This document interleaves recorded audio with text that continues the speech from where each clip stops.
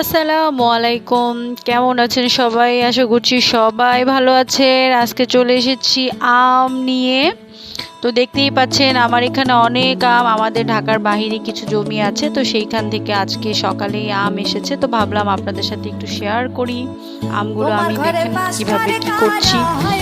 এখানে কাঁচা আমগুলো আলাদা করছি, পাকাগুলো আলাদা করছি। তো কাঁচাগুলো এখানে বলের মধ্যে রেখে দিলে, ঢেকে রাখলে আস্তে আস্তে এগুলোও পেকে যাবে। তো নিজের গাছের আম খাওয়ার কিন্তু মজাই একটা আলাদা গাইস। সো ভাবলাম আপনাদের সাথে একটু শেয়ার করি, সো এই জন্য ভিডিওটি করা। সবাই ভালো থাকবেন, আমার জন্য দোয়া করবেন।